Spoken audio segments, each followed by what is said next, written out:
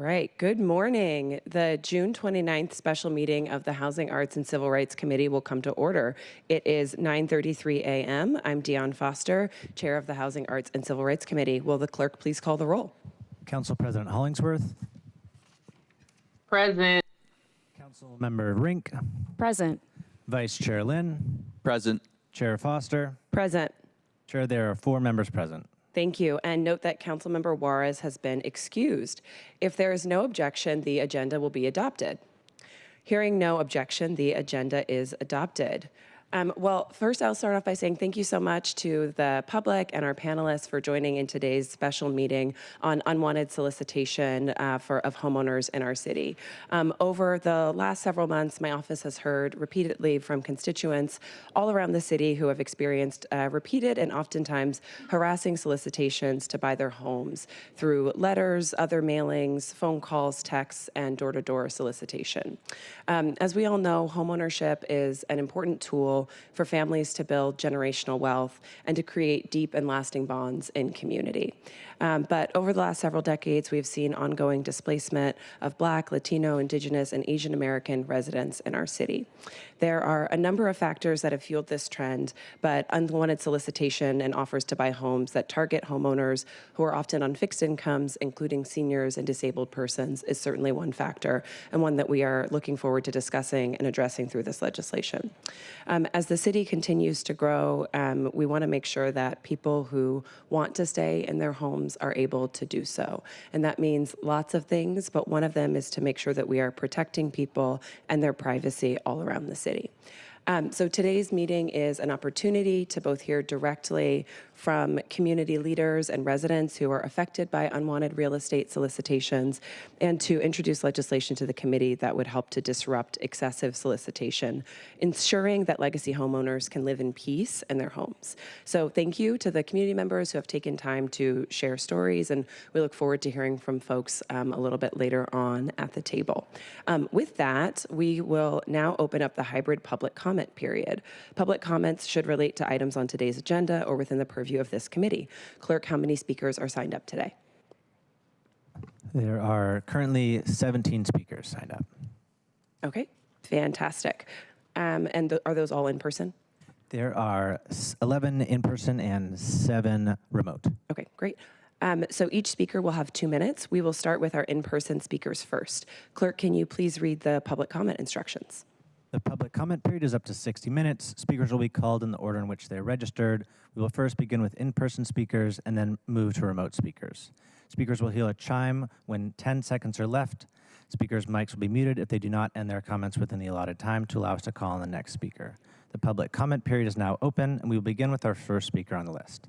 It will be Ron Horning, followed by Larry Dean. You can come up to the mics up here. Good morning.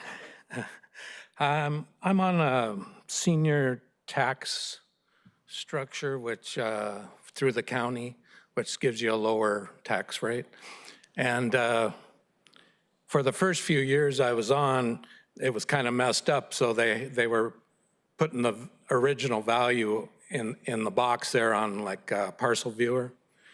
So it was saying the original value. Well, then they finally got it straightened out to the new taxable value. So on the taxable side, for normal people, it shows the full amount. But then people on this program, it shows the new tax. So I started getting all these people wanting to buy my home at the taxable amount, not the assessed value. So I think this, if you could add the seniors that are on that program in for the county, if they could give you a list or something to add those into this legislation, that's what I came to talk about. So thank you. Thank you. All right, our next speaker is Larry Dean, followed by Bernetta Ward. Yeah, use this one and speak right into the mic. Okay. Good morning. How's everybody doing? Good morning. This is the first time I ever did anything like this. I hope I don't go to jail.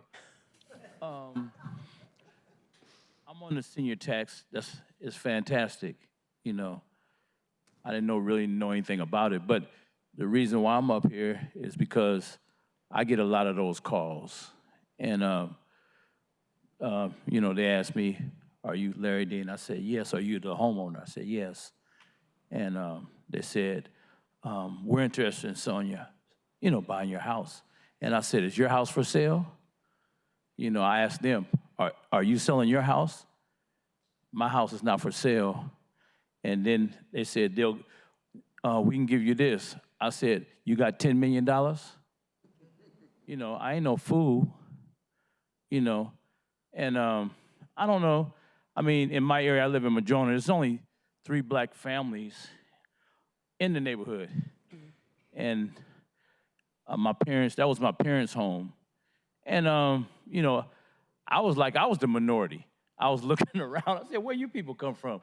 You know, I've been here for the longest, and all of a sudden things want to change. But, you know, and then they'll send me letters. They sent a letter saying, "You don't need to live there. My daughter needs to live there." And I told my father, I said, "What kind of mess is this?" You know, so I don't want to be on no list. What I'm saying is I want to be on a no-call list. And I just think it's ignorant, you know, but I don't want to get in no other specifics. And that's all I want to say. Thank you. Yeah. That's good. Thank you. And our next speaker is Brunetta, followed by Sharon.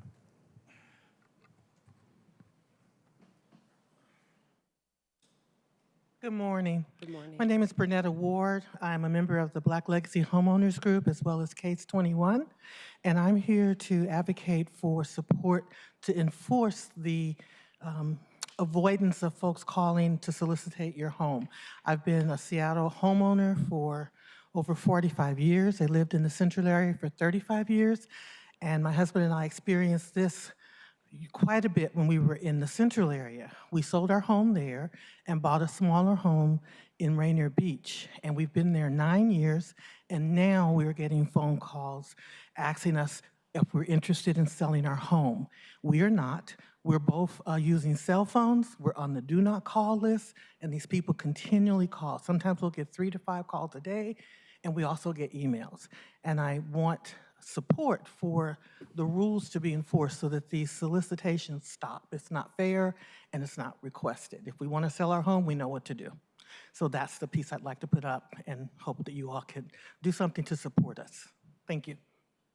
Thank you. Our next speaker will be Sharon, followed by Fritz.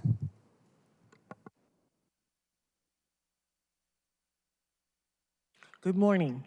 I'm Sharon Sobers Outlaw, and I'm here representing the Black Home Legacy. And I have been a homeowner for 40 years, over 40 years. Sharon, I'm going to stop you. We're going to restart your time. I want you to speak right into the mic, or just Not you can talking adjust it up a little bit too if you need to. Hello? There we Is that go. better? Thank you. Okay. Do I need to start? Oh, you're starting my time over. Great. Okay. All right. I'm Sharon Sobers Outlaw, and I'm a resident of the Central area, and I'm here representing the Black Homeowners Legacy. And I've been a homeowner for over 40 years. And I have to tell you, when I originally bought my home, it was totally African-American families and all mixture of families. Now I am the only one on my block, the only person. And all kinds of things are happening. But the do not call list, and I'm a social worker, I want to say that first. I'm a social worker, and in my studies, and there's been research showed how your mental health is affected by these phone calls coming to your home, how it affects you. Gentrification has created a problem that creates tension, blood pressure, diabetes, all the things that people of color really suffer from in terms of their medical stuff. Getting back to the niche of things, I have received so many calls. I get so upset when people call me.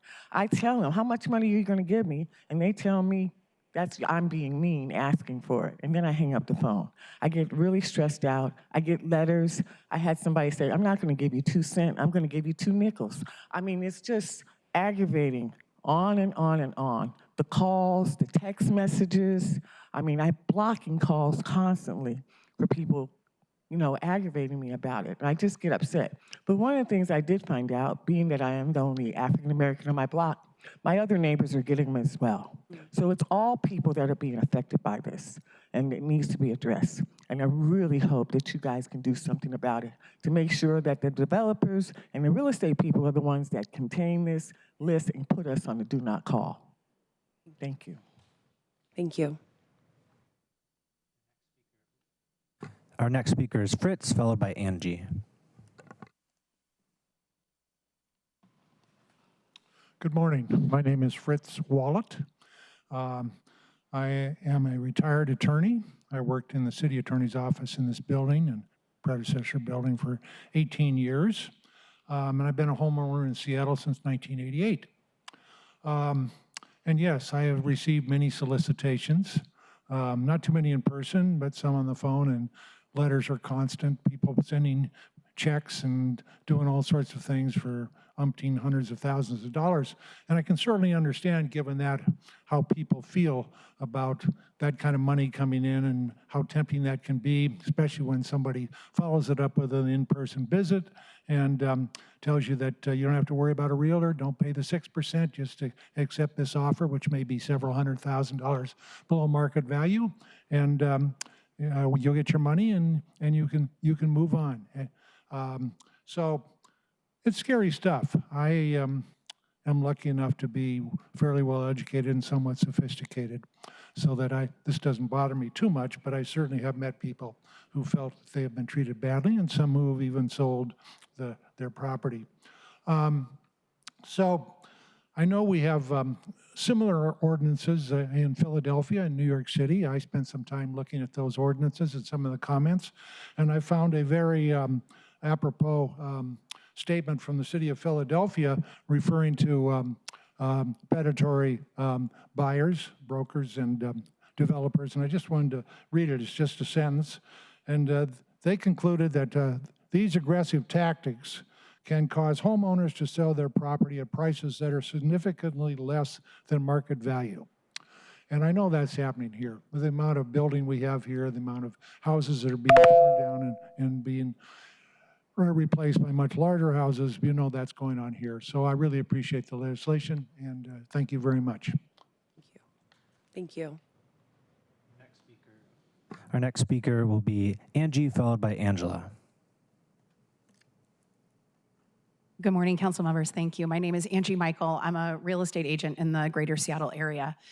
And I want to start by saying I actually believe in the spirit of this ordinance and wholly understand where this is coming from. My 98-year-old grandfather, who I'm still lucky enough to have with me, believes that $1 million is a lot of money. I know what he sits on is actually worth a lot more than that. And without the protection of a licensed real estate agent to explain the distinction between wholesaling and licensed practicing, I don't think that he would be afforded the protection that he deserves. Wholesalers, which I believe this ordinance is actually intended to go after, are the unlicensed real estate practitioners in our community. They're not subject to disciplinary actions outside of court, right? So licensed real estate agents have to abide by the Department of Licensing guidelines, Washington State Administrative Codes, as well as a professional code of conduct. There are levels of disciplinary action that can be taken against licensed practitioners versus wholesalers who are not. Wholesalers are incentivized to get the absolute lowest property price so that they can resale the terms of that contract. They make their money in the margins, whereas licensed agents are incentivized by getting the property owner the highest possible amount. I'm asking that you consider exempting licensed agents from this, as we are one of the safeguards for the community. And I want to start by saying, or end by saying, that I know that there are nefarious practitioners in our industry. And again, I wholly support the ordinance in trying to weed out those practitioners. Thank you. Thank you. Our next speaker will be Angela, followed by Yusuf. Hi, my name is Angela Moore. I'm a licensed agent here in Seattle for the last 23 years. I also specialize in loss mitigation. I wanted to share a concern that I have being in the loss mitigation and being a realtor, as I know that we get the phone calls. I've gotten phone calls myself from everybody. I get them daily.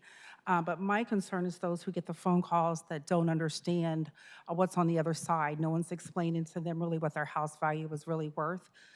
My concern is that they don't have checks and balances from a real estate agent that's going to help them. So for instance, I had a client some years ago, was right there in, I think it was the city at the time. She knew little about zoning. She had actually a wholesaler that was trying to buy her house for a little over $400,000. She called me through a friend, asked me to come take a look at it, and lo and behold, the house was worth almost double than what they were asking her for. They pointed out everything wrong with the house, just the house needed some roofing, needed some other work that needed to be done. But I'm glad that she reached out because she would have sold her house for $400,000 less than what she would have because this wholesaler was trying to pull out a chunk and then resell it to somebody else. So we were able to still get this homeowner top dollar for their property. And again, my concern is if this is something that is passed along to real estate agents, these homeowners will not have the protections. And I have countless stories working in loss mitigation that support this very same story and other stories that has happened. So I just want to share that. Thank you. Thank you. Our next speaker will be Yusuf, followed by Randy. Yes, hi, good morning. Hi, my name is Yusuf Nadir, and I'm a licensed agent also in the local Seattle, greater Western Washington area, thanks. And I want to speak about the ordinance for the solicitation here that everyone's here for. But a part of that, my intention is to speak to, educating and promoting or advocating to the consumer the pros and cons of the reason why these things may happen. And a part of us as licensed agent, we do have a lot of fiduciary compliance standards that we meet along with our trade group, our realtor associations. And a part of this, again, as some of my colleagues have mentioned, the intention to protect the consumer and to avoid some of these nonstop harassment calls or feeling like pressure, you do want those that are licensed in the industry to be able to explain and educate and show the pros and cons and benefits. I know one of the other guests here spoke about, hey, when they're ready to do that situation, they will be able to reach out, and we want to be able to be that arm or that olive branch to be that advocate as far as a licensed agent. And again, there's separation between agents and wholesalers or non-licensed folks and those that are doing that give you guys this, extra anxiety or some of this pressure to not do these things. And our goal is to always, provide maximum, not just maximum proceeds, but also to meet any of the consumers' goals and what their needs are. So again, I think the intention with this, we do align with that, but also that we're asking for exemptions from licensed agents that are in the industry to be able to advocate and promote to the consumer. Alongside with that, we have numerous stories where I've had folks in the industry, or I'm sorry, in our community reach out where they feel like they're being taken advantage of, and with guidance and help from someone like myself can help them to prevent their properties from being taken from them. Thank you. Thank you. Our next speaker is Randy, followed by Harnett. Chair Foster, members of the committee, my name is Randy Banneker, and I'm here on behalf of the Seattle-King County Association of Realtors, and I want to thank you for the opportunity to comment. We care deeply about stopping predatory home buying practices, and we'd like to work with you to ensure that vulnerable homeowners are protected. Our members, as you've heard, are licensed by the state of Washington and supervised by designated brokers who hold their license. State law requires brokers to act honestly, with full disclosure, and always in the best interests of their clients. That framework already draws a clear line between legitimate real estate communication and predatory conduct. The proposed ordinance defines solicitation so broadly that it captures routine, non-coercive communication, including general advertising, market updates, and inquiries made on behalf of legitimate buyers. That risks chilling lawful communication and reducing homeowners' access to information. When homeowners have less information, transparency and competition decline and their options narrow. Our members' business model depends on reputation. They rely on repeat clients and referrals built over years. Those relationships don't happen when someone is deceiving or pressuring homeowners. Legitimate brokers are not the problem. Last year, we were pleased to support the predatory home buying ordinance you passed because it targeted harm and offered clear disclosures before a purchase was signed, meaningful cancellation window for sellers, and strong enforcement and private right of action. That ordinance focuses on predatory behavior. We believe sharpening the proposed ordinance you're discussing today so it protects homeowners from predatory conduct without restricting legitimate informational communication that helps homeowners understand their options will make for a more effective piece of legislation. Thank you very much. Thank you. Our next speaker is Harnett, followed by Anita. Good morning, and thank you for allowing me to be here and to speak. I am born into Seattle. I still own my birth home, and I had another home built in the South End. Always have gotten calls, texts, emails, looking. 5 years ago when my mother passed, I had to do some transactions and place some homes into my siblings' names. Within 3 business days, I was getting calls, even more. Just now we want to know what you want to do with the house. Your mom's, just my mom hadn't even been taken care of properly, and they want to know what we're going to do with these houses. So I went through that and still getting them. I got a text just last month addressed to my mother. And I informed the person, my mother's been deceased now for 5 years. He just went on to say, well, okay, do you own the home and what we want to do with it? I, responded, where is your empathy, your sympathy? So I'm not interested. So I'm tired of it. I really wish that we could just kind of make it go away. We know where to go if we were interested in selling our homes. And yes, we would turn to a licensed real estate agent or whatever we deemed necessary to do, but to be inundated with the calls coming in unsolicited is not good practice anywhere. Thank you. Thank you. Our next speaker is Anita, and then we'll move to remote comment.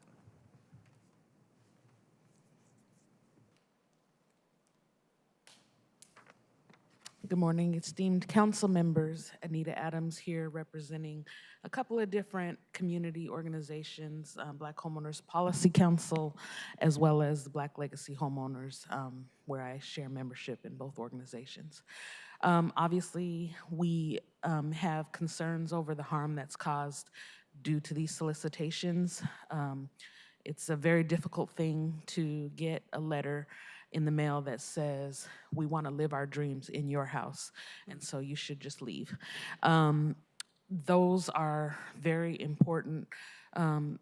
It's very important that we as a community protect against the harms that we're experiencing, and so that's why we're here today representing our community to support this legislation, as well as continue to work with you around new ways to, I hear some of the agents talking about other protections. We want to make sure that we're included in the conversation as you continue to put forth legislation like this. We appreciate the fact that you have even started the conversation and have been working with us to improve it. So please call on us. We do support passing this legislation. Please call on us to refine and continue to make it the best legislation that it can be. Thank you. All right. Our first remote speaker will be Jeffrey Cook. Please press *6 when you hear the prompt that you have been unmuted. And then our next remote speaker will be Ruby.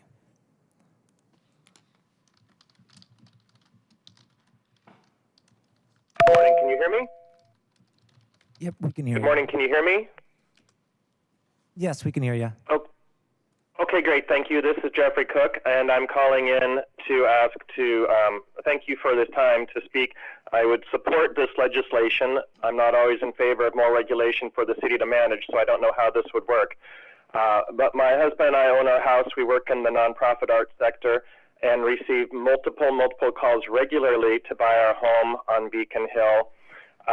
on all of our numbers, including the landline number, which is what I use when I'm working at home. So I always answer my landline, and I get these calls sometimes starting as early as 6 a.m.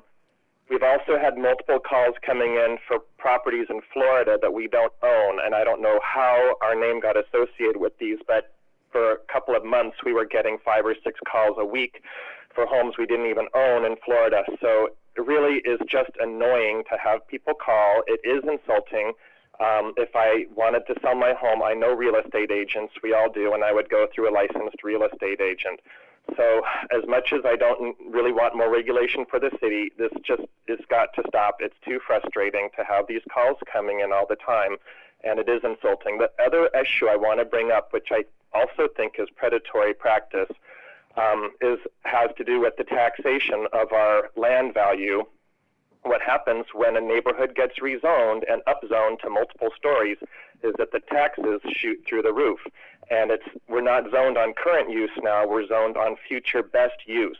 So if you just live in a house and suddenly you could put some kind of a big apartment building there, your taxes are going to go up. And this is a kind of new colonialism where people come in with money and say, look, we can take over your land now, we can pay more. And that's what's happened to some of our neighborhoods, like in the Central District, where people got pushed out because they couldn't afford the taxes. And so if we're going to be rezoning neighborhoods, we need to put in an allowance for people who are already living there to be taxed at their current use, not future use. Thank you. All right. Our next speaker will be Ruby, followed by Lakima.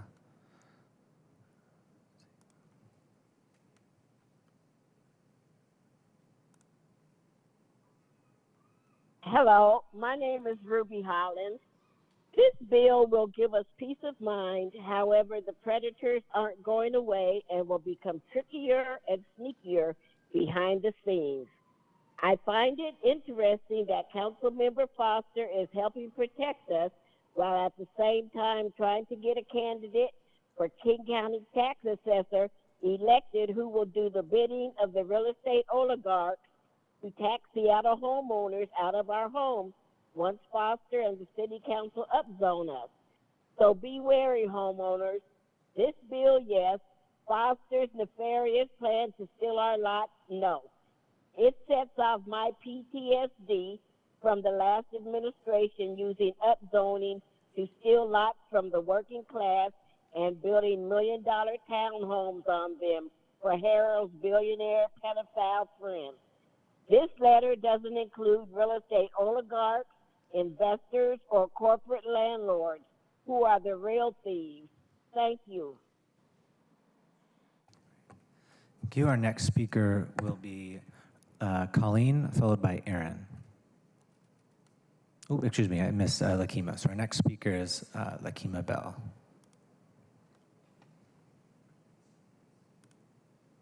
Hello. Hello, can you hear me? Yep, we can hear you. Hello, my name is Lakima Bell, and the council agenda item I'm addressing today is the unwanted homeowner solicitation. My husband and I own our home in the Skyway neighborhood. Our home was my husband's long-lost uncle and aunt's home for 30 years, where they raised 13 children. My husband and I, at the time of purchasing our home, didn't have any knowledge that the home that we were purchasing was a home that was previously owned in the family. I gave some background context to bring heart lines to our headlines. My husband and I are contacted nearly daily to sell our home.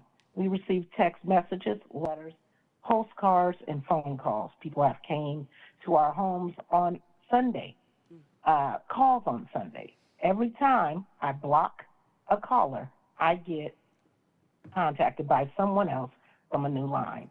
I fully support the do not call list for homeowners. It is stressful and oftentimes infuriating to constantly be bombarded by solicitors pressuring us to sell our home. This home is where our children were raised, and little to our knowing, when we purchased our home, where my husband's cousins were raised. And we intend to have this home be where our children's children are raised. We do not have any interest in selling our property and would like to have peace in knowing that we will not have to endure pressure on a daily basis to sell our family's home. I thank you for your time. Our next speaker will be Colleen, followed by Aaron.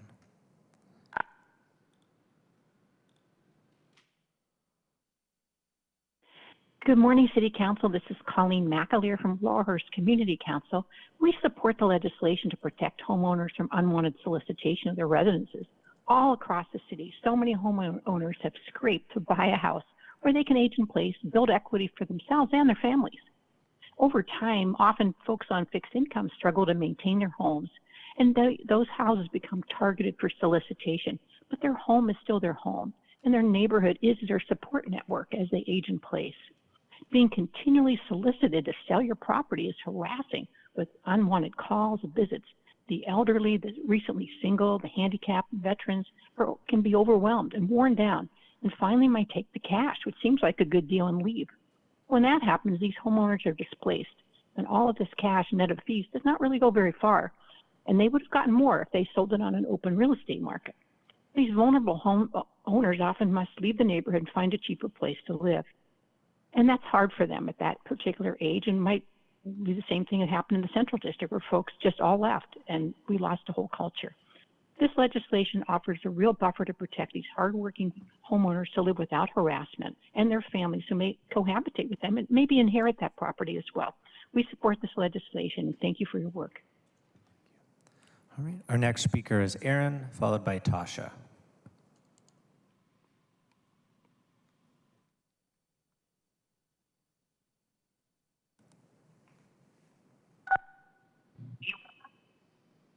Good morning, Chair Foster and members of the Seattle City Council.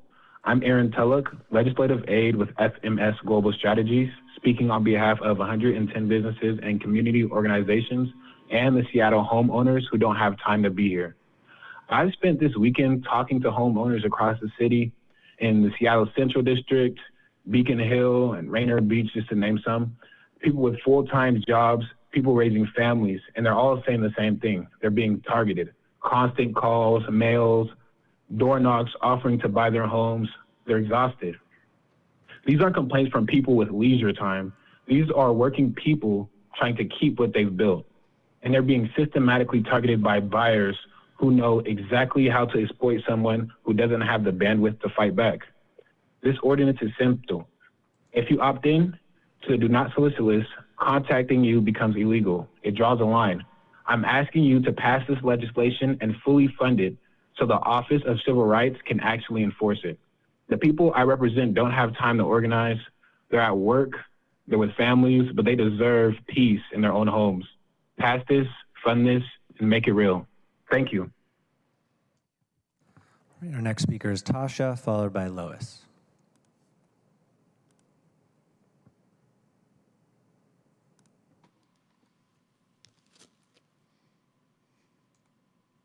Good morning, Chair Foster and council members. My name is Tasha May with FMS Global Strategies, and I also own my own small nonprofit, which shares people and shows the vulnerable how to advocate and navigate for themselves. I'm speaking in support of the homeowner privacy and protection legislation. As an advocate, I've seen how people become vulnerable when they're overwhelmed, when someone is struggling with finances, caring for aging parents, grieving the loss of a spouse, or simply trying to keep up with everyday life. Relentless phone calls, texts, mailers, and knocks on the door aren't just an annoyance. They create opportunities for pressure and exploitation. A person's home is often their largest asset, especially in the Black community. And for many families, the source of generational wealth and legacy. Not everyone can be bought. Homeowners should have the right to decide whether they want to receive unsolicited offers to sell. This ordinance does not stop anyone from buying or selling their home. It simply says that when a homeowner says no, that decision must be respected. Privacy is not anti-business. Choice is not anti-commerce. This legislation strikes a reasonable balance by protecting homeowners while preserving a fair marketplace. I encourage you to pass this ordinance and fully fund its enforcement so these protections are more than words on paper. Thank you. Our next speaker is Lois, followed by Angela.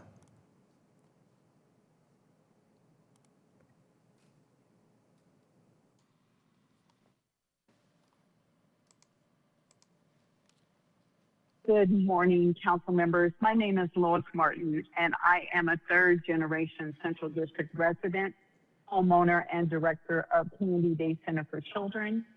As you can probably hear in the background, It's a private early learning center my mother founded in 1963. I keep a file I have kept it since 2015. Letters, postcards, emails, text messages, and phone calls from investors, speculators, brokers, and agents who want my home and want our center. They have reached me on my cell and my home phone, both unpublished. Some are after our playground, one of the few left in this neighborhood serving children for over 60 years. They do not care about that. They just do land.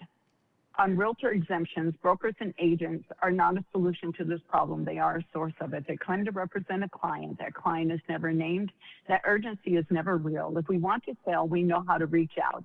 If we need education, we have community organizations like the Black Homeowners Policy Council and others that hold workshops on exactly these topics.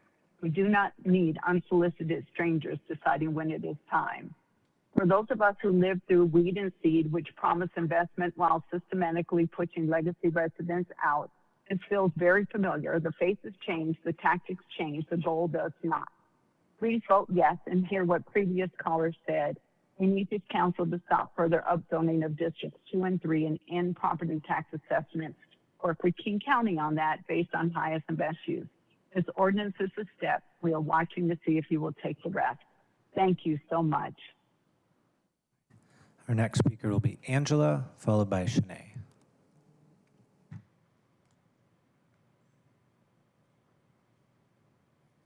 Hello, can you hear me? Yep, we can hear you. All right.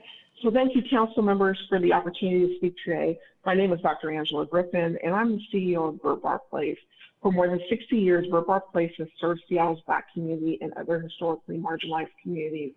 Almost every day, we have the opportunity to work with our community, and many occasions we're working with legacy homeowners and their families as they navigate rising housing costs, increasing property taxes, estate planning, and the difficult decisions that come with remaining in the neighborhoods that they helped build.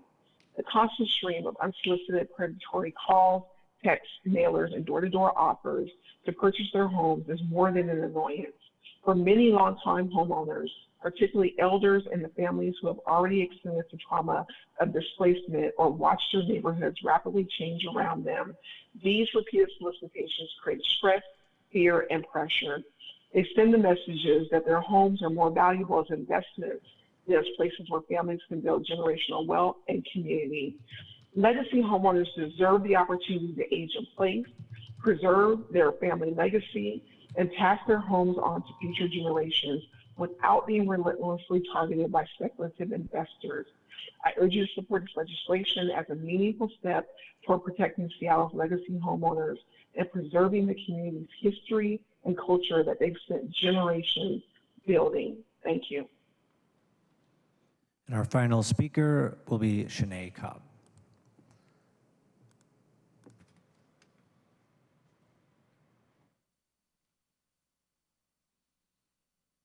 Hello, my name is Shanae Cobb. I would like to say thank you to the council for hearing us out. I am in support of the Do Not Solicit the Homeowners Bill.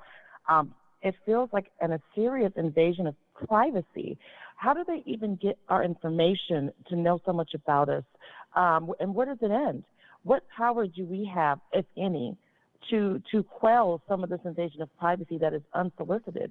This is just another form of predatory way to continue this transfer of wealth from the working class in the Seattle area. And we would like to have more information on at least how can we invest in the growth of Seattle instead of people just coming here to take the wealth and transfer the wealth away from people that actually live and have resided here for so long. What can we do to actually own this upgrade ourselves instead of just them having this predatory avenue for us? It's sad to see what the communities have become, and this is just another avenue for them to continue to take from us. That's what it feels like. In the future, I hope we can do more to have more rights to privacy, more rights to investing in our own communities, because right now we don't have that. And if we don't even have the right to tell them, hey, no, stop calling us, then what do we have at all?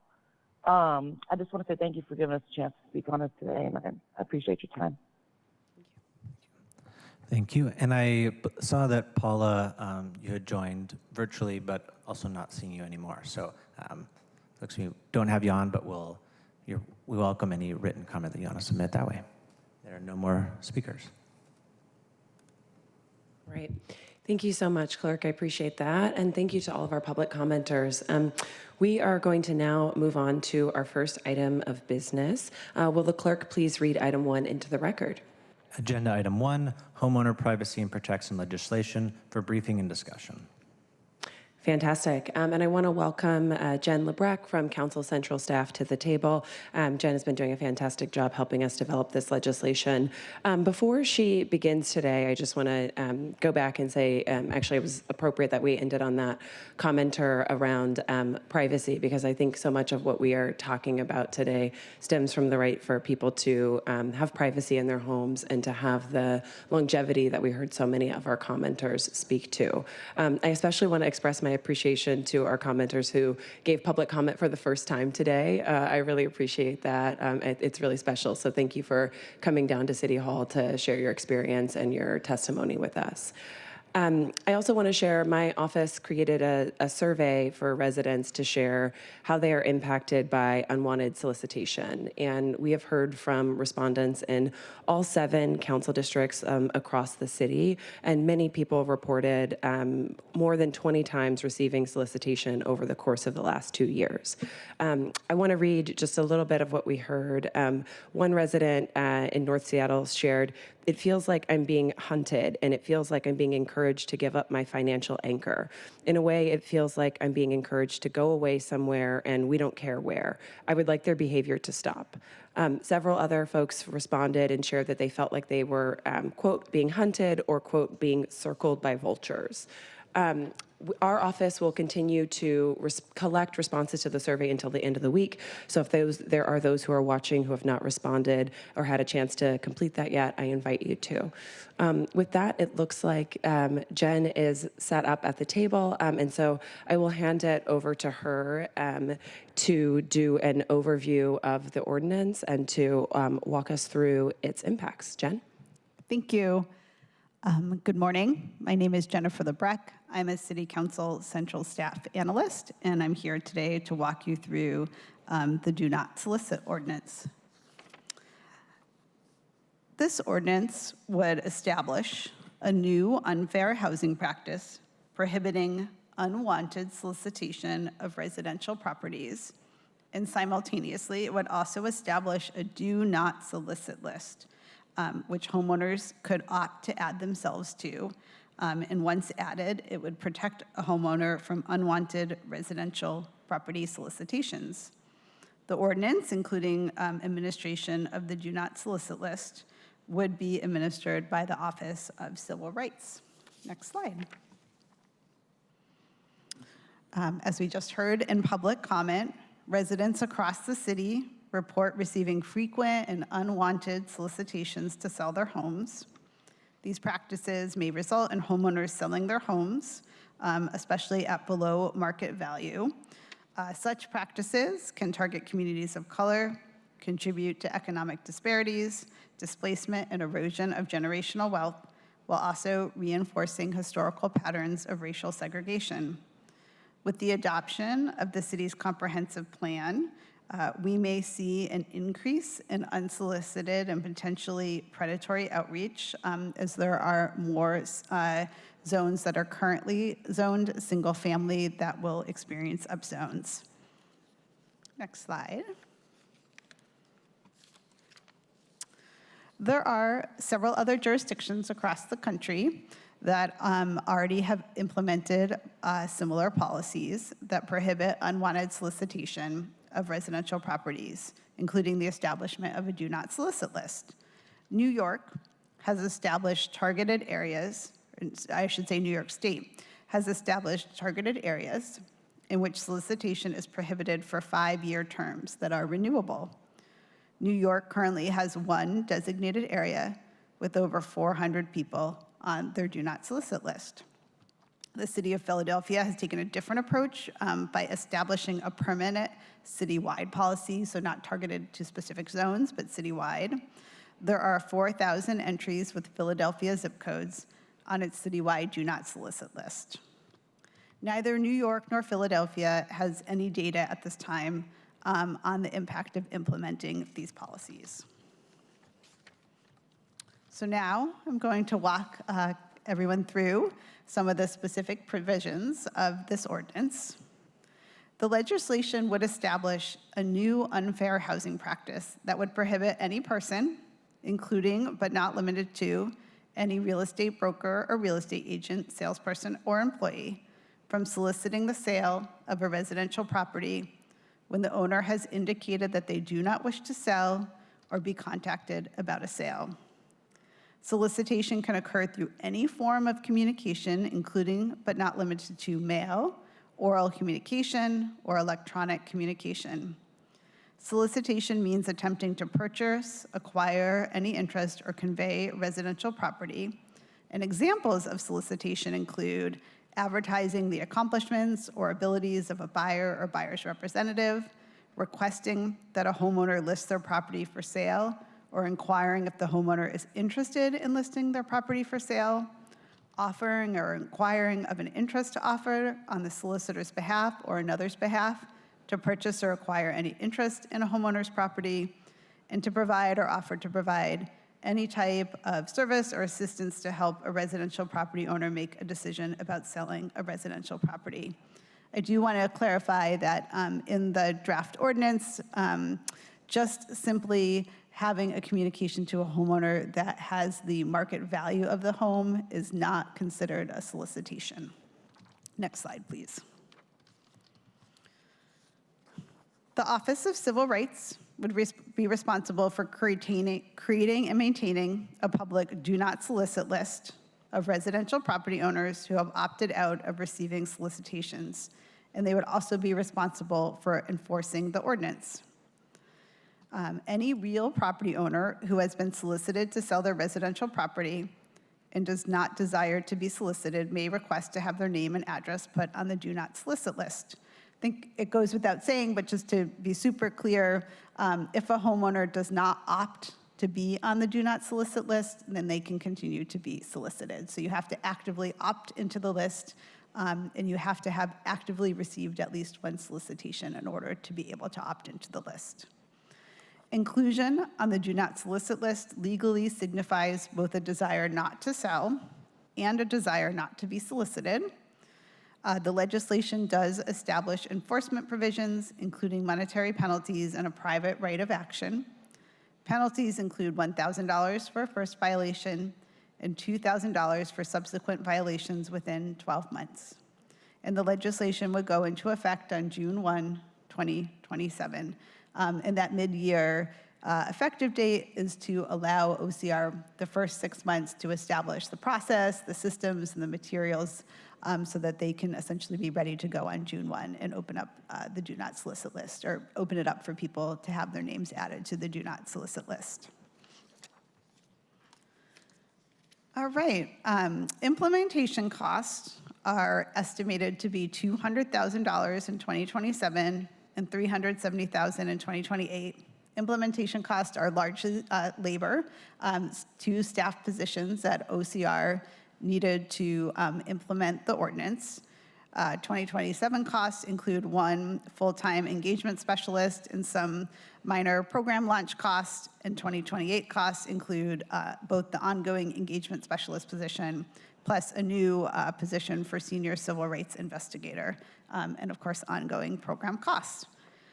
I don't have a slide for this, but I did just want to take a moment to talk about timeline and next steps.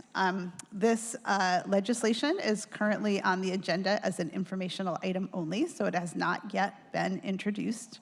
It is currently scheduled to be introduced and discussed at the July 8th committee, which is next week, next Wednesday, with the potential possibility for a vote. If folks would like to, council members would like to discuss amendments, then the amendment concept deadline is end of day on Wednesday, July 1. That's it. Thank you so much for that, Jen. I really appreciate that. And I forgot to say before you started presenting, just colleagues, for your awareness, process-wise, we're hearing from Jen, and there's an opportunity for you to ask questions of central staff. So colleagues, I'll be turning to you in just a moment. And then we will have a panel of some of the fantastic folks who have engaged in our office on this piece of legislation to share more information and details around the impacts for themselves and their communities. So with that, colleagues, I will open it up at this time for questions to central staff. Councilmember Rink, you're recognized. Thank you, Chair. This is an important piece of legislation. In my mind, it is absolutely imperative that we take this up so we can stop, frankly, the harassment our residents are experiencing. So I want to thank you for your work on this and bringing this before committee. And I want to thank everyone who has come out today to share public comment and share your story. Truly, thank you for coming down to City Hall. I think it's worth uplifting, particularly from public comment, just the psychological harm that these incessant solicitations have had on residents, and we need to take steps to curtail this practice. And so I know we're going to get more into some of those experiences during the panel discussion, and for the staff presentation today, I just have a couple of questions focused on implementation and mechanics of the bill, but I wanted to start on that note and thank everybody for being here. I'm wondering if we can speak to you quickly about how we, the city or Office of Civil Rights, might go about publicizing the opt-in program to ensure that we're having maximum utilization where possible. How are we thinking about partnering with organizations or partnering with community to make sure folks know about this opportunity? I'm always concerned when we have opportunities in the city, like with the senior property tax exemption through the county, we've seen some underutilization of that. And so how are we thinking about maximizing utilization and how folks can really know about the program? Thank you. I will say that I think that this is a reason that OCR feels that a full-time engagement specialist is needed, because they are committed to reaching out and making sure that homeowners know broadly all across, since it is a citywide policy, that they know across the city, are aware of the opportunity. I do know that they've been in conversations with the Department of Neighborhoods about maybe partnering, and also with the Office of Housing, who does have some contracts with homeowner stabilization organizations. I don't have a report back yet on those conversations, but I think those are some of the strategies that they're thinking about. And of course, I will just also say there is both outreach to homeowners, and then there's outreach on the other side, which is to those who are impacted by the ordinance in terms of agents or businesses, and making sure that they're fully aware of it too, because, with the idea that it's better to let folks know up front rather than try to get them through enforcement. Appreciate that. Thank you. And as a clarifying question, the fine amount in the bill for a violation is $1,000 for the first violation, then $2,000 for any subsequent violation, but within a 12-month period. So can you provide some clarity on if the $2,000 fine is for all violations after just the initial one, or just within the 12 months of a first violation period, or if there's a different fine amount? Can you say that one more time? Right. So the language within the bill talks about how the subsequent violation, so after there's a first violation with a $1,000 fine, there's a fine of $2,000 for any subsequent violation, but within a 12-month period. And so I'm wondering if the intent is just to keep it really focused within that 12-month period, or if we're really looking at any subsequent violation regardless of time period. Like, does the clock reset after 12 months? I think I'm going to have to read this carefully and probably talk with the attorney's office to just make sure I'm answering that question accurately. Yep. Fabulous. Okay, thank you. And then I think I just had an additional clarifying question around just the term solicitation, and if the word solicit is defined right now in code, because when it comes to our bill's definition of solicit, is this definition to be applied only for the purposes of this bill or broadly across city code? So we added this as a definition to section 14.08.020 of the Seattle Municipal Code, which has to do with the fair housing, and so it has been added as a definition to that part of the code. Fabulous. Thank you so much, Jen. Thank you, Chair. Thank you. I appreciate that question, Councilmember Rank. And I'll just share quickly, our intent regarding the fine was to ensure that we are having something that is enforceable and acts as a deterrent, but also not having a fine that was so large in nature that we might catch up folks who are making errors. So excited to engage with your office more and appreciate those questions. Councilmember Lynn, you are recognized. Thank you so much, Chair Foster, to everyone coming here today.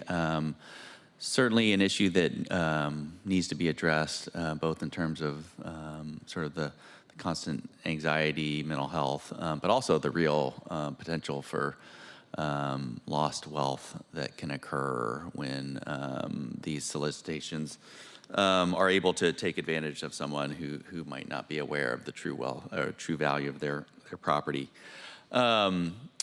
Just in terms of just trying to imagine sort of we certainly have a real problem, and sort of the best way to attack it. To me, it sounds like these wholesalers are probably the root of the bulk of these solicitations. People that are sending out these mass texts, mailers, whatever, and then somehow are reselling them to whether it's developers or other sort of buyers. And do you know in your research sort of have there been attempts to sort of regulate this wholesaler activity either at the state level or in any other parts of the nation? Thank you for that question. And I will just be honest that I've taken over this legislation from my colleague, Tracy Retzlaff. And so she may have more background on sort of what other efforts have been made to regulate wholesalers. Obviously, we have the examples from the 2 jurisdictions that have the do not solicit list, but I'm happy to confer with her and see if there's other sort of broader examples besides just the do not solicit list that we can share with you. Yeah, thank you. And part of it is just, I'm just trying to think of how do we sort of, I think there's a lot of benefits to having this do not sort of contact me registry, and I'm also just a little bit worried about sort of the effort it will take to get the word out and to get people onto the list, and if there was a way to just prohibit wholesale activity in general, whether that might be another tool in our tool belt, and whether we might need some state legislature to help us. I also just wonder about enforcement. It seems like if it is wholesalers that there's probably just a relatively small number of them. So hopefully, I know that it's really frustrating when you do these do not call lists and you tell people to not to call you and it never seems to work. People just keep calling you. I'm hopeful that somehow, because it's probably a relatively small number of folks and they're probably local, that we will be able to put some real teeth behind this. But any sort of thoughts about our ability to actually enforce this and go after these folks who are engaged in this activity? I think this is something OCR is concerned about as well, as the department that would be responsible for administering. I think this is why they feel that a full-time senior enforcement specialist position is needed. They've also recognized that it could be, that it comes in from a general phone number. It's not as if the business is easily identifiable, and so that they recognize that part of the work here will be identifying who the wholesalers are. And so I think that the best response I have at this point is that as a department, OCR feels that they need that position in order to be prepared to enforce what could ultimately be, in some cases, a tricky ordinance to enforce. Thank you so much. And I'll just, one sort of last comment question. One, I think this is really exciting and I think this might need to be sort of an iterative process, right? We're trying to regulate some area that we have not regulated before, and we might need to come up with, as we sort of explore this further, find, better ways to target this activity, or again, maybe work with the state legislature to, address this, more sort of comprehensively across the state, or potentially work with title companies who are usually going to be involved in pretty much every real estate transaction. But I do also just want to be careful about not prohibiting sort of other types of activity that might be perfectly acceptable. One thing, I don't want to prohibit sort of the government from reaching out to homeowners. There might be times that the government needs to reach out, and the word solicit is so broad. It doesn't just, as I sort of interpret it, it's not just sales, it's any interest, and any interest could be pretty broadly construed. And so I just want to be cautious about sort of our language in terms of not being overly broad. I'm worried about whether this could prohibit lenders from potentially reaching out to homeowners for sort of refinancing. I'm not sure if that's the focus of this. It doesn't seem to be the main focus, but again, the word solicit and any interest in real property is so broad that I want to target the legislation to the main issue here so that we can be most effective, but also not sort of accidentally bring in other types of activities.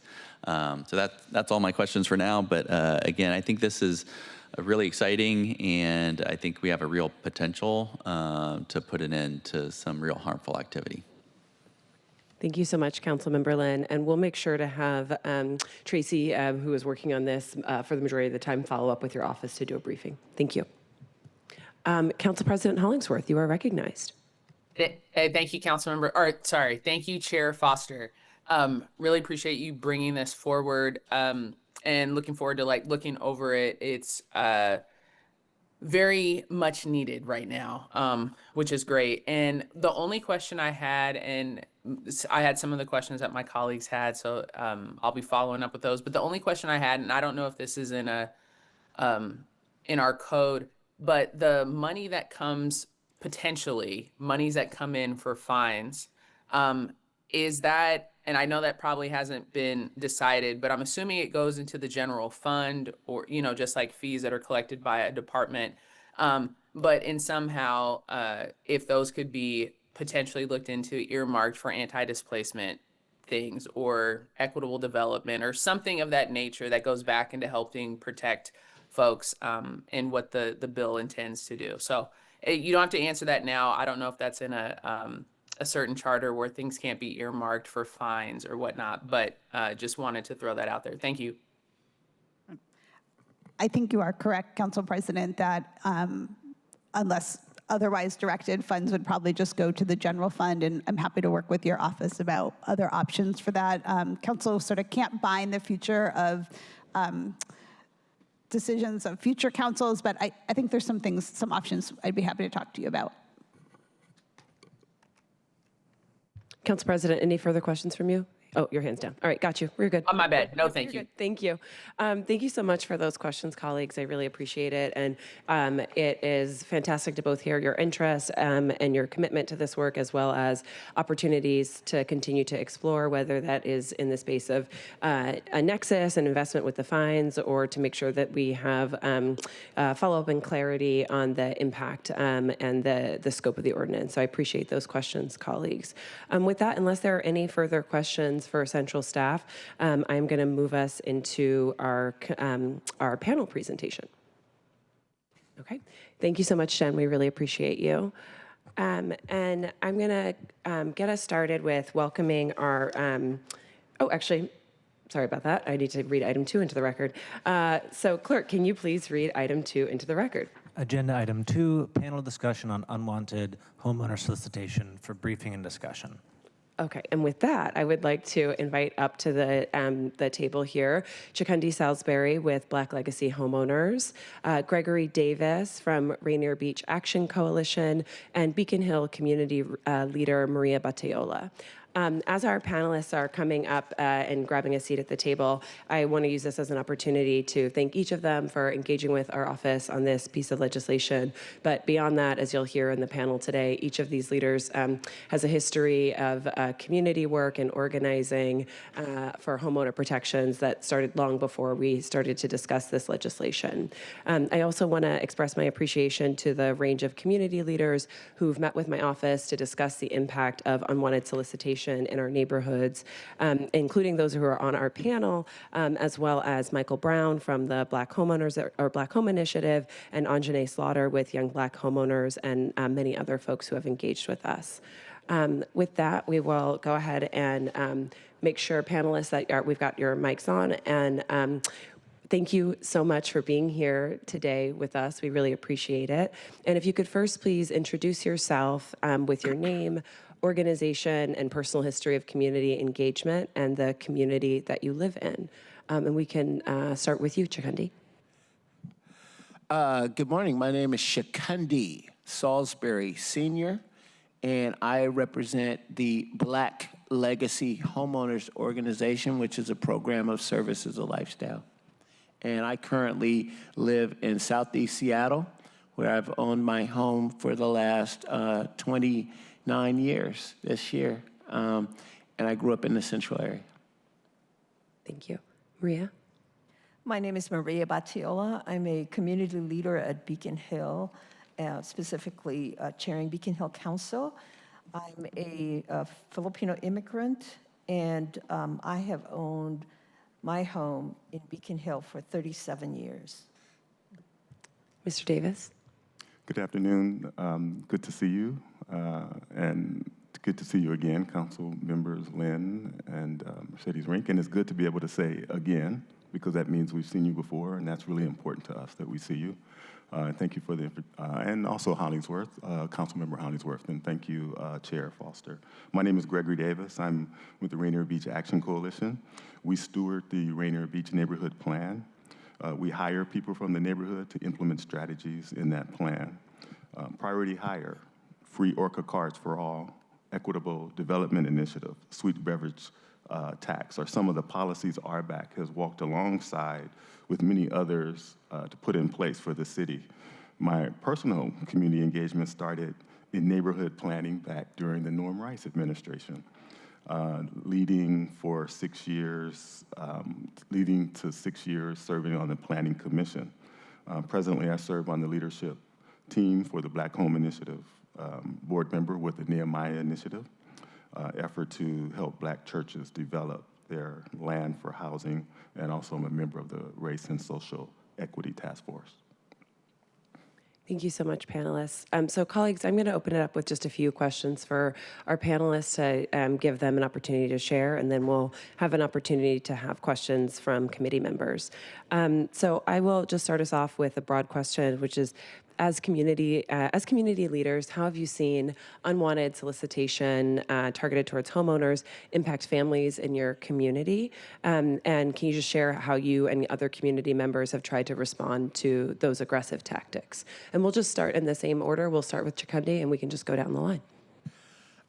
Again, thank you for having me and allowing me to share my personal experience along with channeling and representing our members at Black Legacy Homeowners. So I most certainly have seen the detrimental effects of these aggressive tactics. One of the reasons that I even started and helped co-found this organization is because of these predatory tactics where I've seen my neighbors be impacted not only by the calls, but the incessant visits and the like.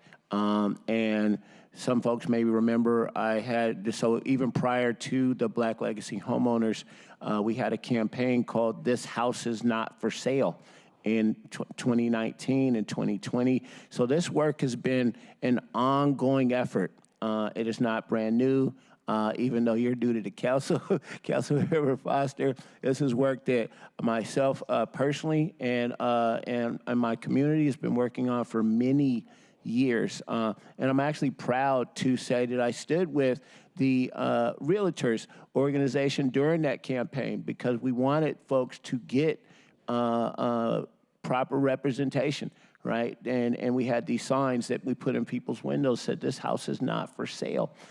So I guess I say that to remind folks and remind my community that this is work that we've been doing, and we're excited about being able to move this effort forward. It's ongoing.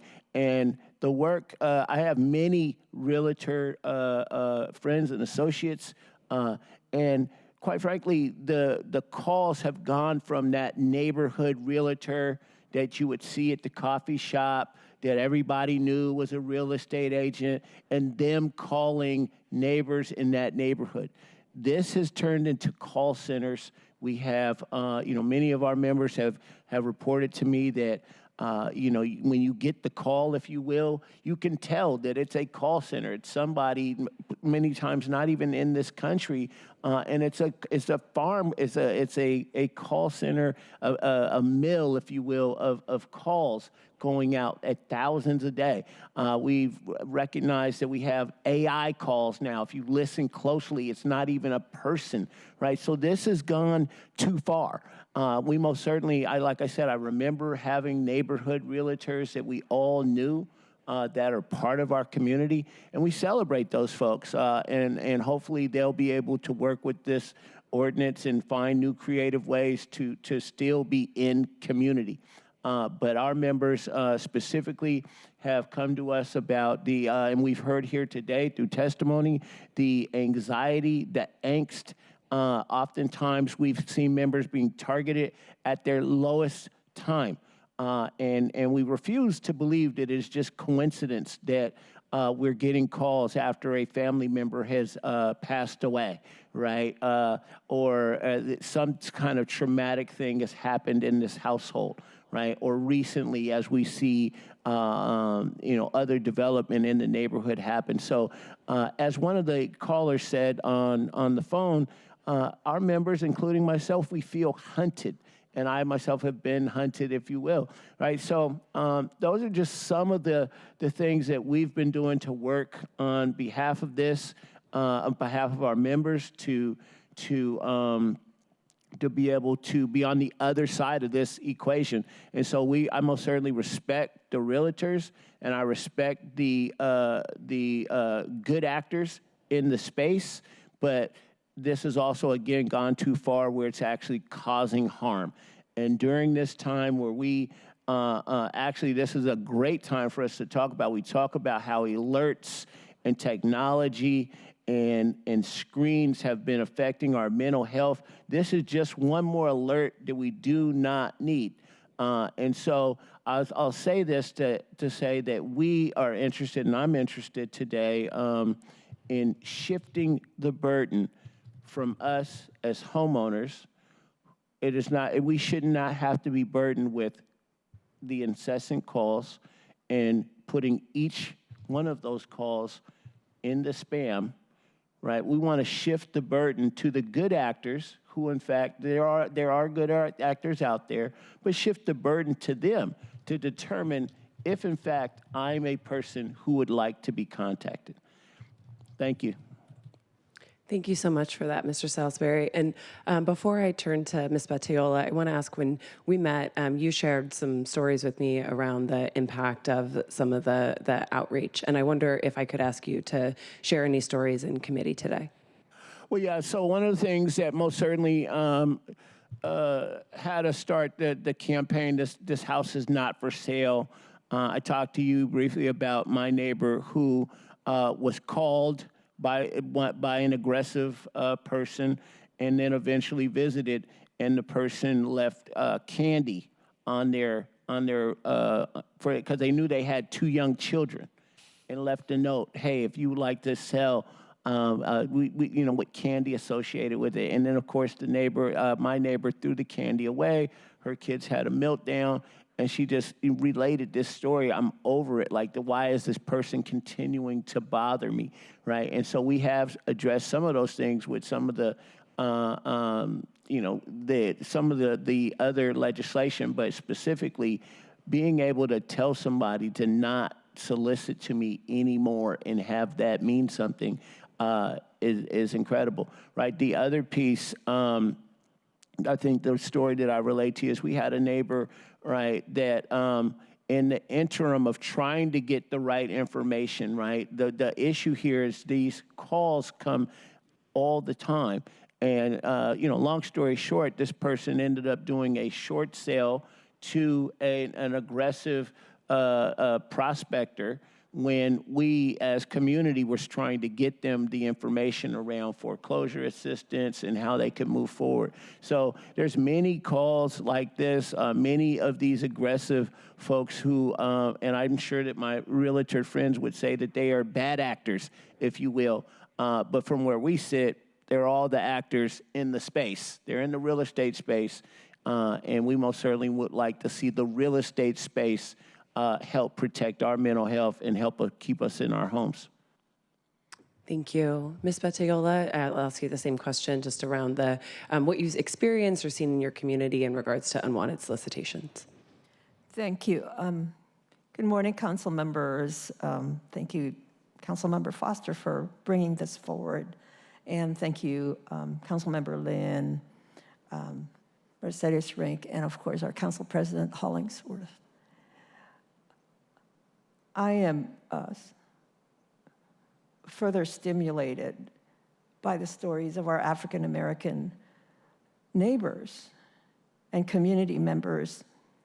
And I'm thinking about our Beacon Hill population. Every time I come before you, I talk about the 40,000 residents that we have, the 70% people of color, the 40% immigrants and refugees. And I want to contextualize what's happening to us right now. With this current presidential administration, our population, specifically our immigrants and refugees, are afraid of any contact from governments because ICE has no distinction on who it goes after. So picking up a phone call, looking at a phone number you don't recognize is very scary. The downside of that is you don't get information, or you may not get help from our local folks who are trying to help people. The other piece is our GLTBQ community. And of course, as people of color, all of these policies seem to dismiss us, and we are very, very scared. So I'm going to tell you 3 stories. One, I've already typified. An immigrant, business owner, will not do their calls. So they're doing back signal. They're doing text with people who are trusted. How do you do your business? Second, Japanese American who used the phrase horrible. This is horrible. Even before we had a conversation about what that experience is, it was PTSD. I don't have another word other than you're scared even before you go, when you look at your phone. And the third is I'll tell you my experience. I'm a first-generation immigrant. And when I get these phone calls, part of my job is to serve community. So there are many phone numbers I don't know. So I will pick up that call.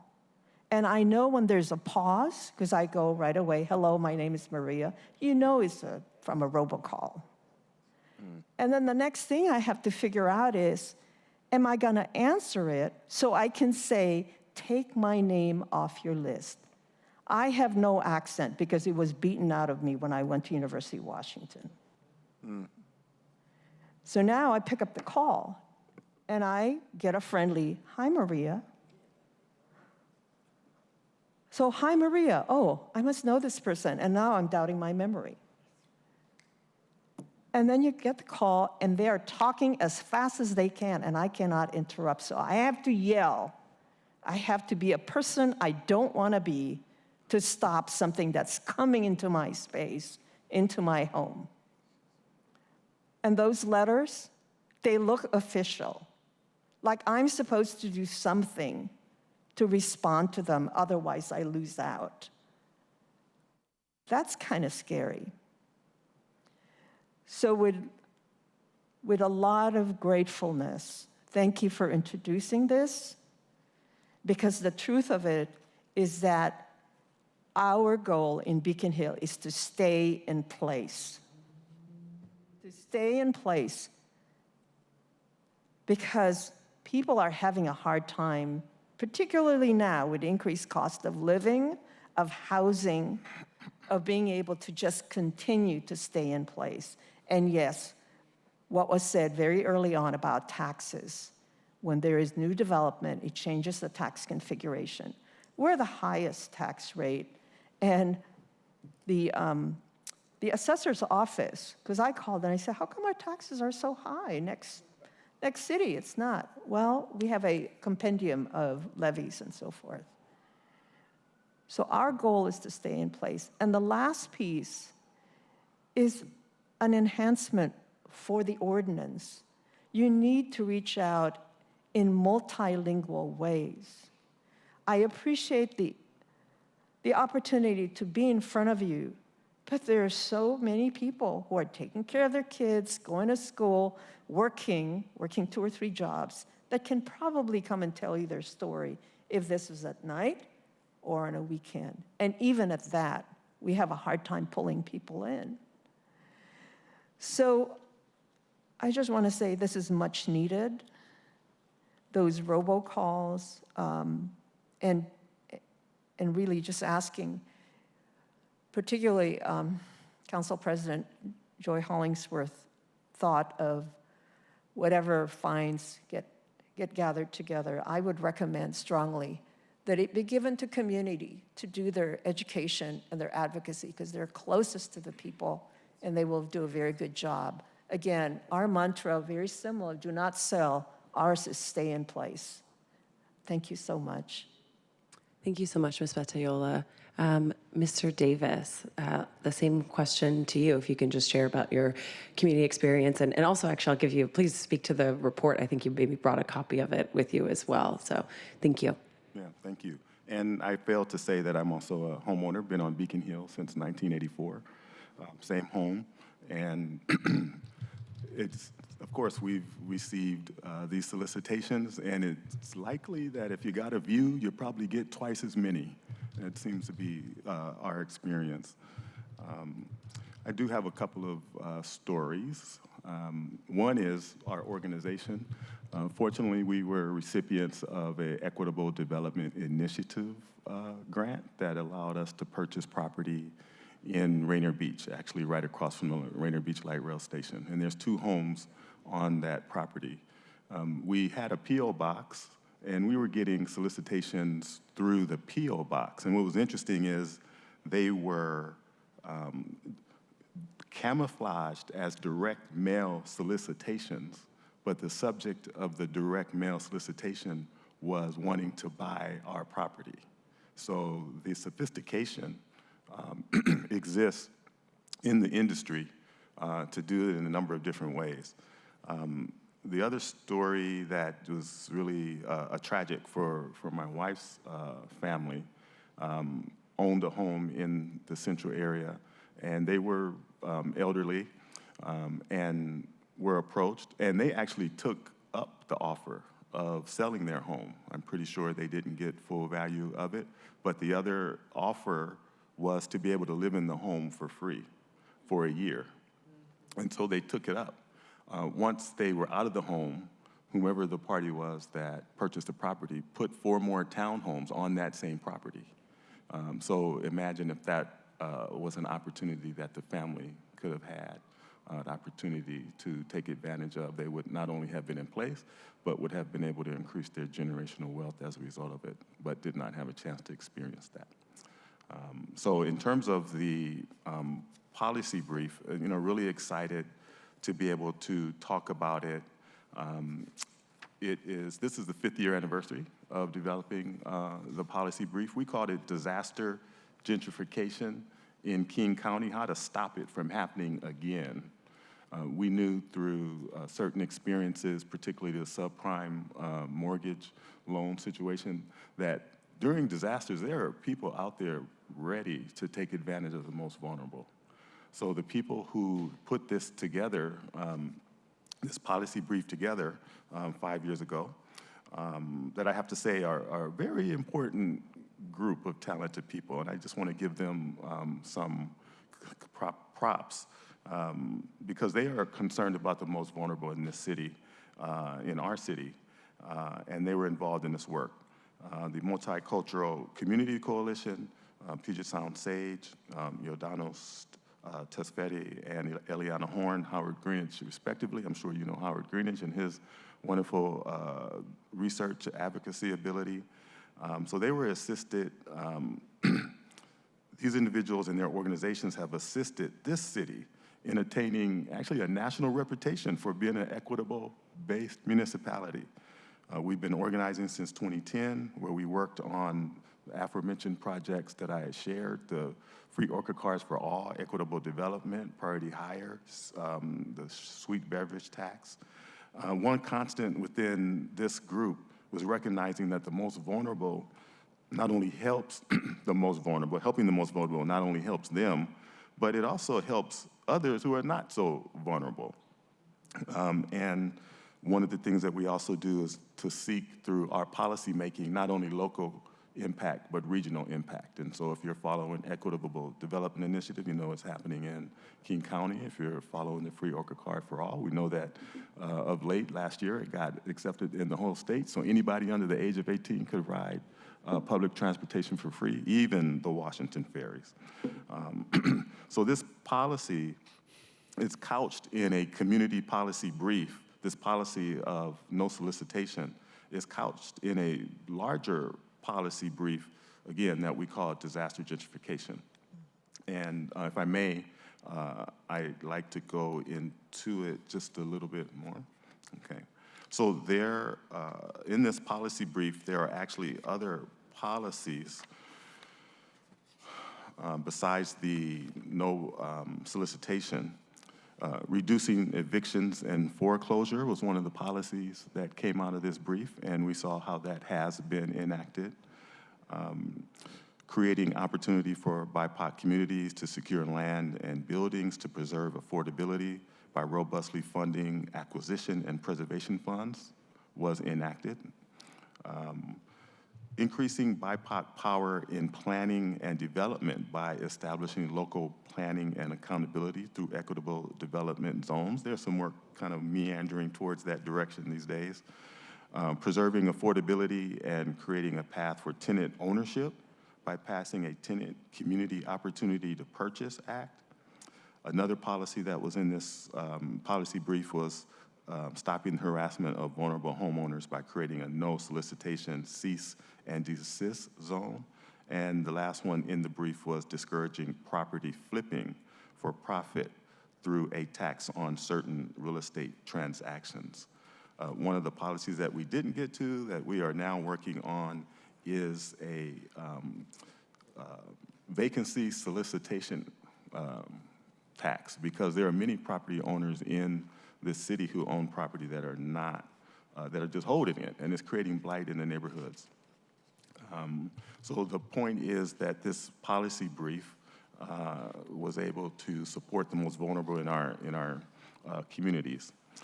One of the things that we did hear from central staff was the reference to policies in New York and in Philadelphia.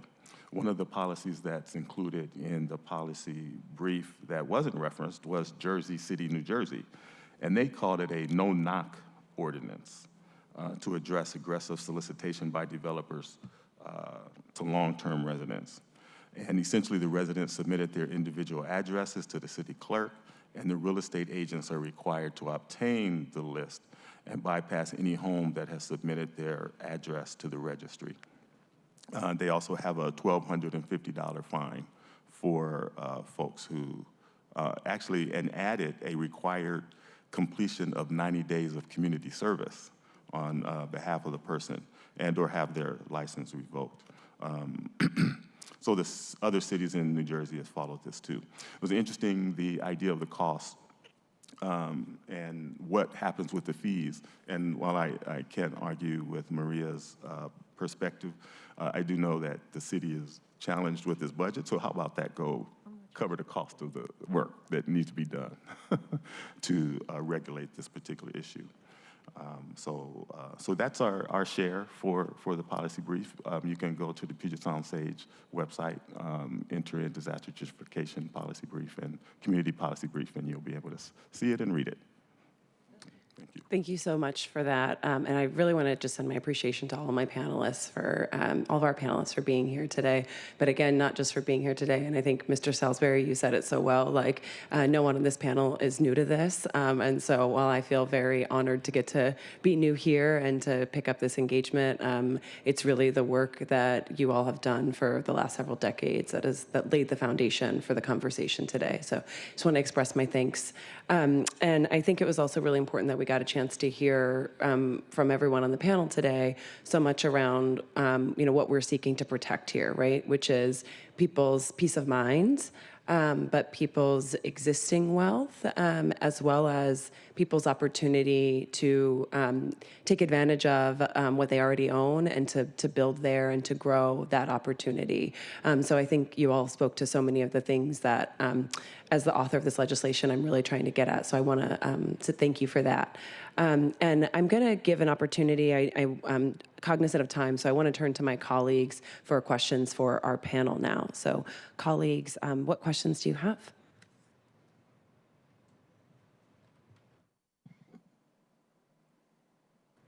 Council President Hollingsworth.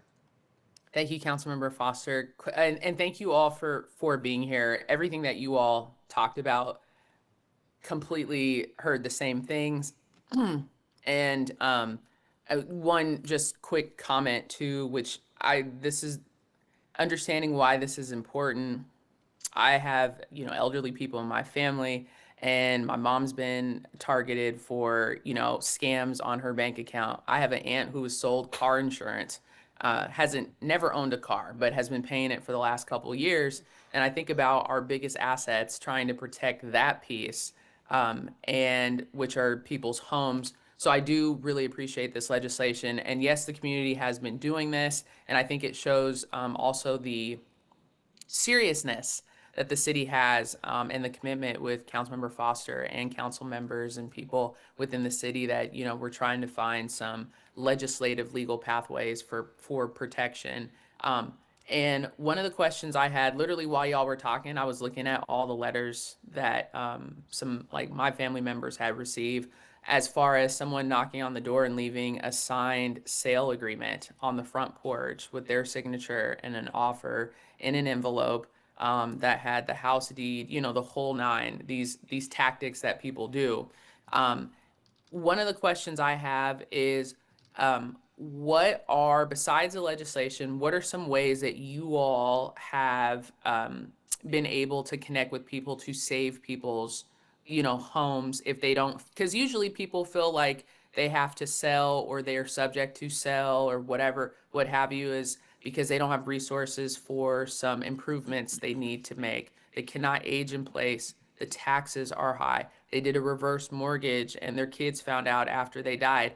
They're not aware of how to navigate probate and all these things. They might not know how to put a home in a family trust, so when someone dies and it's transferred, like someone can be able to inherit that property without certain taxes and so forth. What are some things that you all have done, you think that has worked, that we're as a city missing, that we probably need to resource better to help curb some of these issues going on? Thank you. I could start. This is Shikundi Salisbury. Thank you, Council President Hollingsworth, for that question. One of the things we've done successfully, in fact, while we started our entire organization, Black Legacy Homeowners, is to remind people that they're not alone. Oftentimes, these decisions are made at our lowest moment when we've had a traumatic family event, such as the death of a spouse or the death of a matriarch or patriarch and the like. And so we've reminded folks through our outreach and engagement and just fellowship to hold their hand, that we're gonna be here. Somebody is here to hold your hand. And we encourage people to share this information. Don't let pride get you gentrified is one of our taglines. And so we hold folks' hands and connect them with the resources. Right now, currently, the foreclosure assistance is not where it was, and so some programs have begun to decline. However, there's been many programs that we've been able to assist people with, and so that's what we're doing. And for full transparency, we have received some resources and funding from the Office of Housing to be able to connect people and we want to continue to do that work and be able to scale that work, if you will. A great example of that is we've had members who thought that they had to sell their home because they couldn't afford to get the roof done, and knew that they did not particularly qualify for a program. But we were able to help them fill out the application for the low-cost grant, if you will, low-cost loan for them to get those repairs made. We recently had a person who signed one of those agreements that you talked about, where they had left it. Actually, the grandson had the grandma sign this agreement. And long story short, the developer, the person, the predatory person, had got on their deed. And we were able to connect them with some legal help through our friends at the Urban League. Miss Linda Taylor connected us with some lawyers, and eventually we were able to get this person back their property, and they got their money back. So there is relief out here through organizations like ourselves who are connecting people with these resources. So and so in addition to having this type of legislation, we are armoring ourselves with the fact that almost everything we need is within our community if we can just turn to one another. We still want legislation like this, but we know that just even within our organization, we have lawyers, we have construction people, we have folks who know. We have mortgage folks who know about mortgages and can look over documents. So that's what we've been doing, is just utilizing some of the resources that we have on the ground amongst ourselves. But again, we're asking, for the city to be able to bring government to bear to help us out and be able to shift that burden. So those are just a few of the things that we do with our organization. And of course, our suggestion is to be able to not only help us scale to reach many more homeowners and folks in community who are on the edge. We want to be the opposite. We are the other phone call, if you will. We are the other door knock. We are the persons and groups that say, you do not have to move. And we would love for you to stay, and we want to help you. So, and we know that there's other communities that are doing the same work, and there's other neighborhoods that are doing the same work. And what I told the Office of Housing one time when we were, and I'm going to finish up, but what I told them one time is that there's nothing wrong when you have 4, 5, 10, and 100 predatory folks calling to try to trick you out of your property.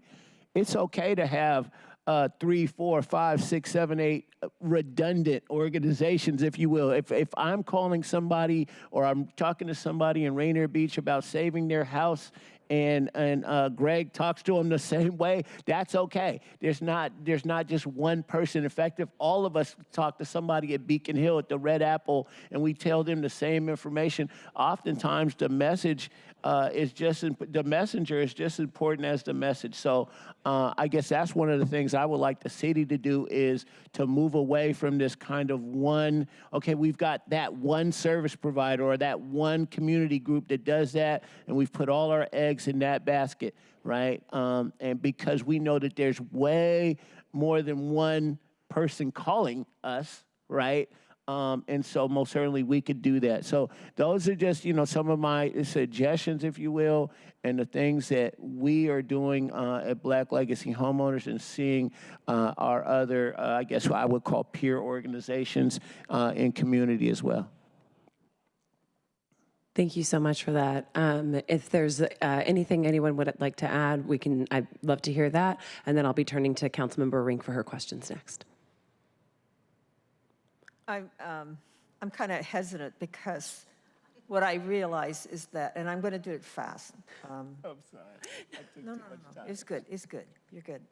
The important thing is we need to step up and look at the big picture.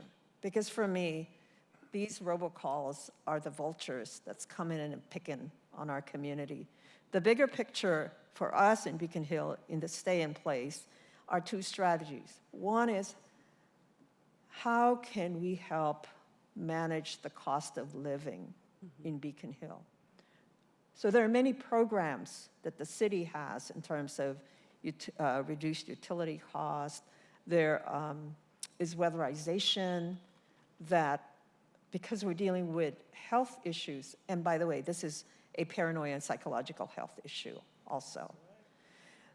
We're doing that, and through time, because we're framing our issues as environmental justice in terms of displacement, health over the pollution from air, land, and indoor pollution.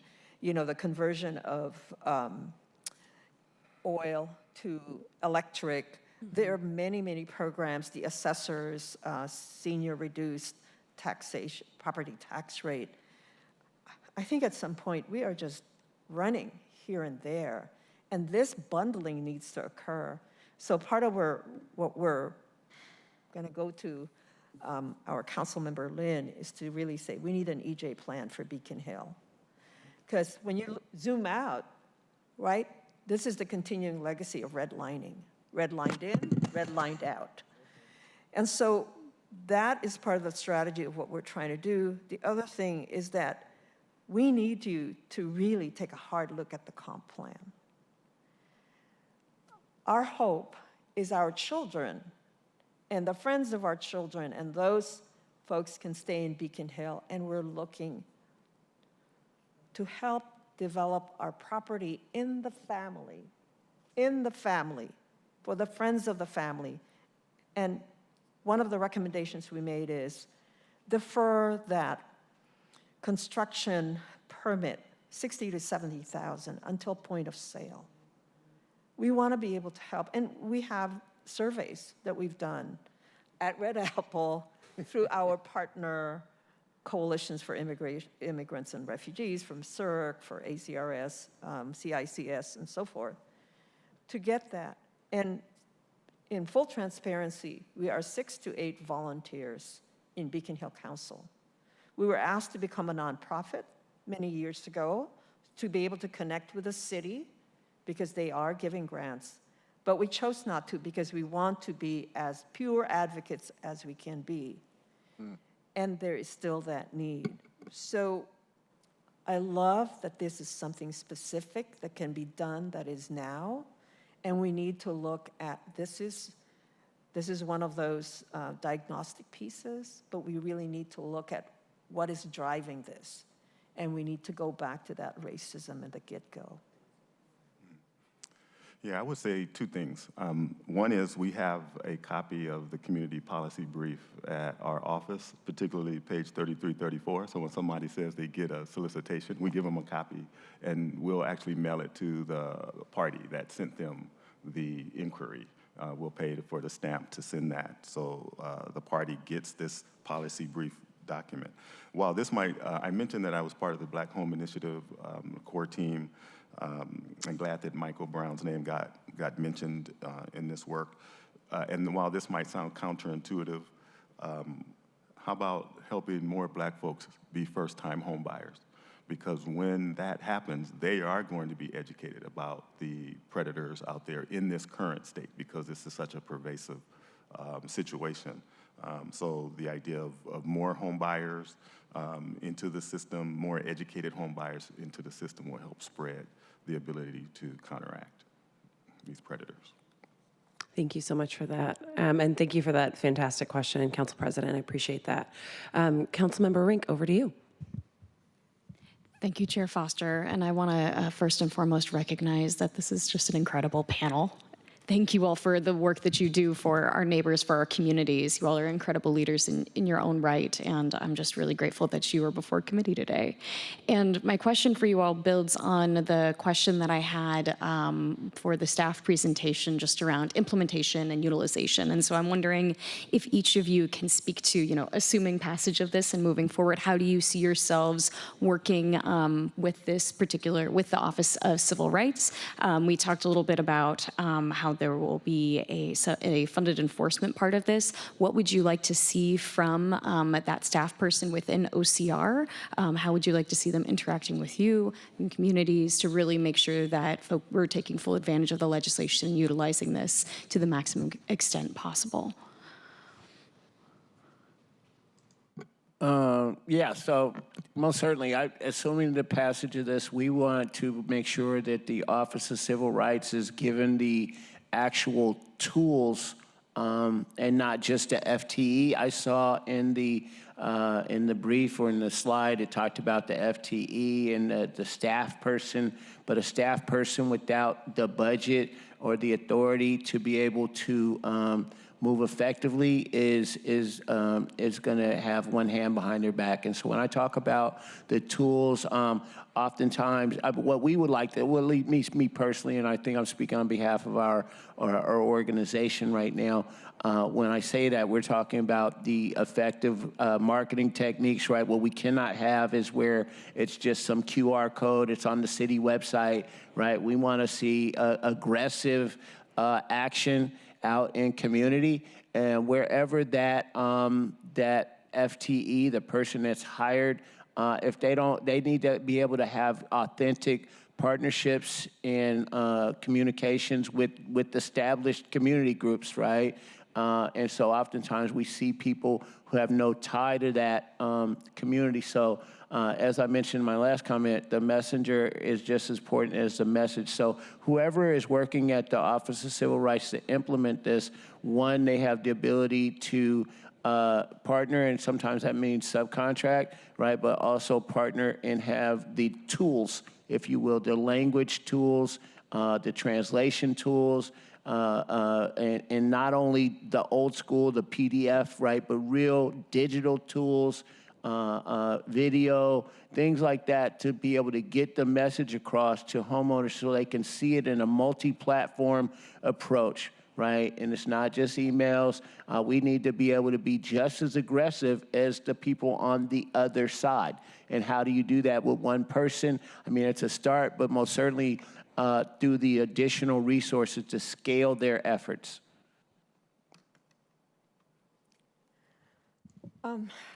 As a retired bureaucrat, it's who's done, I retired as diversity manager for King County. So cross-cultural communications is really critical and important.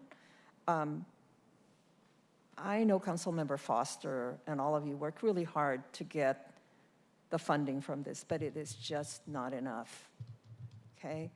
And even when I think about, Department of Neighborhoods has trusted community folks who can do language translation and interpretation. How can that be, and how can you partner? I think there are three things that really come up for me, and you guys need to figure out the money. The first thing is you have community organizations that support you. I think it's important for us to do editorials in people of color newspapers. That's one. Second is look at partnering with the King County assessor to have a multilingual mailer go out with our tax assessments or sooner.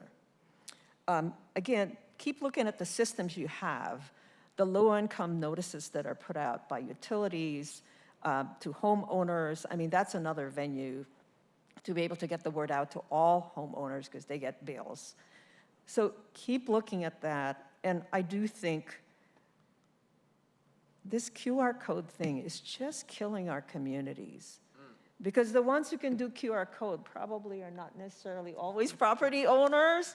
So you have to, you have to really, I think you're gonna have to have some advisors to pull this together. The other thing is, how do we, the young people are so good at social media. How do we take something that is so powerful and important, be put out together? Because our young people, and sometimes when I say young, it's probably 60 and below. Those young people are the ones who are going to get the word to us. Because frankly, people just shut down when you experience this kind of continuing harassment and abuse. You just shut down. So those are just some of the tactics I'm thinking of. But you need to increase the money for this, and maybe part of the fines could come back to ongoing education and communication. That first year, you're not going to get as much. Probably in the second and third years, that's when you're going to get a lot more. Because my guess is that the solicitors are going to find an alternative way to get to people. And then you have to up your game in terms of the ordinance. Thank you. Well, we're organizers at heart, even though we're in this urban planning space. What we'd be willing to do is to help the Office of Civil Rights connect with the licensed real estate agents. Like, let's test their resolve. Like, this is the industry, and if they're especially if they're asking for exemption, if they're as concerned, have them contribute to the pot to support the cost. The associations that exist, you know, we're talking about, well, how do we afford this? Test the resolve of the industry and have them organize themselves to contribute to supporting this, to go after those wholesalers that seem to have risen in this arena. So have them, you know, just kind of help pay the freight if they're sincere about, you know, their concerns. Thank you all for being so concrete too on exact ways that we can be providing, really making sure that we're doing this right or in a way that is really genuinely meeting need or trying to get the word out. I think that's really valuable for us to bring forward to OCR. And I think that just us moving forward too, you know, this is, you know, Councilmember Lynn mentioned this earlier in committee, but this work will likely be iterative. As was just said, they will probably refine their game to try and keep up this practice. And so I think that really demands of us to be making sure we're evaluating also this particular piece of legislation. So a humble ask to our chair. I hope next year we can have kind of a check-in on the implementation of this work, just to really keep it up and reevaluate to how we can bring online more strategies to try and address this issue. And I wanted to kind of close with just naming a couple of things that I heard in this discussion today, because the incessant nature of these requests, this legislation really focuses on addressing. And I heard a number of things throughout testimony today that certainly need addressing too. You know, I heard it mentioned that we have these folks using personal information like a death in the family to try and target people.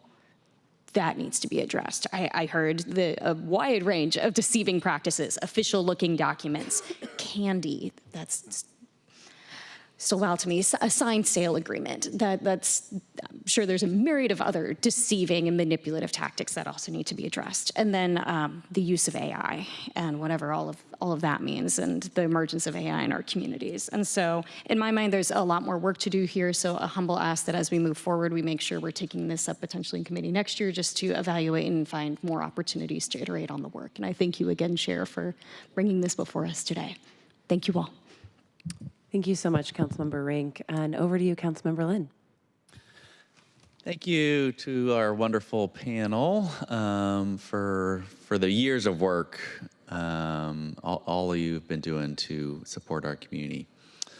One question, I'm just trying to think logistically, what happens if you put your name on this list, but I think as you were mentioning, Shikundi, that oftentimes people that are most vulnerable are also, dealing with something else. Maybe it's death in the family, maybe it's taxes, maybe it's other costs. And so I just want to be mindful that that we aren't prohibiting somehow people from getting the help that they need. And so distinguishing, again, just want to be careful with our language about solicit, that we're not prohibiting the good work that you do, for example, to go out and talk to people who are maybe vulnerable, to make sure that they have access to resources, that they have access to potentially sort of a broker that will help them get the full value. There are times that, people might need to sell their home. And so they might put their name on the list, but then circumstances might change and they might need to sell their home. So how do we make sure that this doesn't prohibit somebody from being on the list, to preclude all the unsolicited calls, to make sure that they still have full ability to go out and, get a broker to sell their home if they need to, or to get the support that they need. So that's just something I want to be mindful. I don't know if it's a question, but just sort of, I'm assuming that if you're on the list, for our panel, that should not sort of prohibit somebody from being able to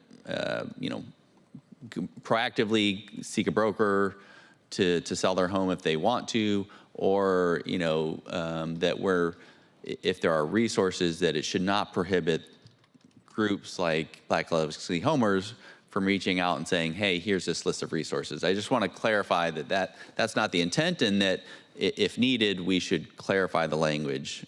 Yeah, most certainly, Councilmember Lee. I could just hop in. My bad. Could I hop in? I'm sorry. I was going to go to you anyways because we talked about the edge here. I was on the edge. And I guess what I would say is, if you look at the bottom of the screen, it says unwanted, right? We are talking about this unwanted solicitation where people are contacting you out of the blue, right? As we know from all of us in Southeast Seattle, we don't necessarily see them in Northeast Seattle, but our neighborhood is already inundated with signs on every telephone pole that says, we buy homes for cash, right? So these numbers there is no lack of phone numbers to call in our community if, in fact, you are distressed at this point, right? There's no lack of good actors, real estate agents at every grocery store. They're on all of the different your carts and everything else. The real estate agents are most certainly advertising where they can as good actors, and I would say some of the predatory people are most certainly advertising as well on every telephone pole, right? So the information is around us continually, and so folks that do want versus unwanted, if they do want to be able to engage in whatever edge of that commerce they would want to engage in, there's no lack of that information in the community, right? And I'm not the legal person. I do want to look at the actual legislation again, or I have somebody in our community like Inye and Lois Martin and those folks. I'm more of the talking head, but we have people that will go and look in there. But my understanding is this doesn't preclude us from being able to go and offer resources, right, to people. And we're saying to people, did you know about this program or that program? That is my understanding is that the work that we do in terms of offering the like of these, letting people know an FYI is much different than asking you to engage in a transaction, or do you want to sell? And so I'll let the legislative language folks, that's why y'all are on the council, but the lay person in me, the lay organizer, as Gregory has said, sees a clear difference from a person going out and offering resources to people around how they can stay in their home is clearly different from an unwanted solicitation to sell your home.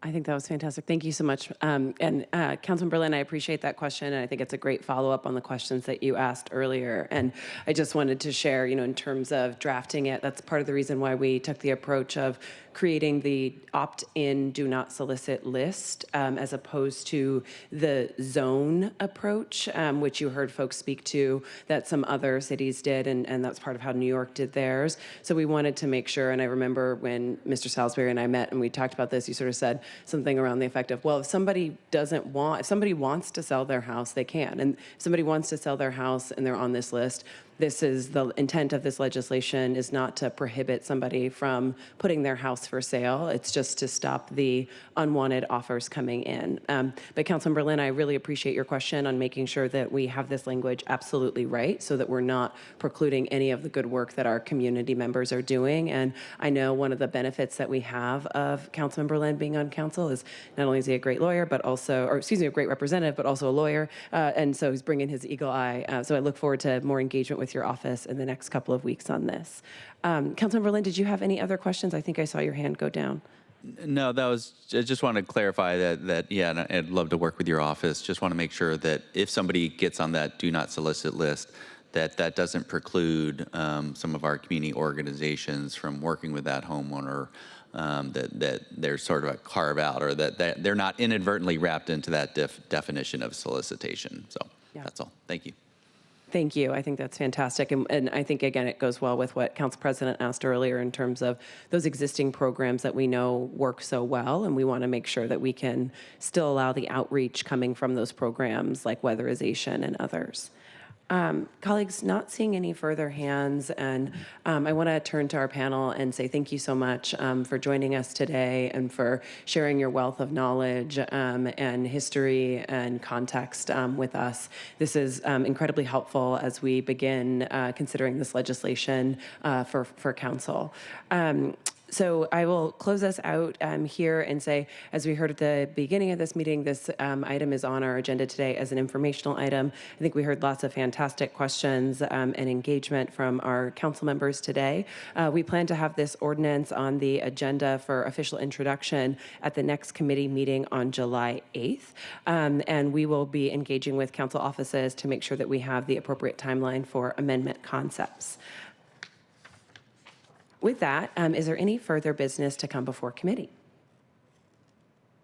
Okay, fantastic. This concludes the June 29th, 2026 special meeting of the Housing, Arts, and Civil Rights Committee. Our next scheduled meeting is on July 8th. Thank you for attending.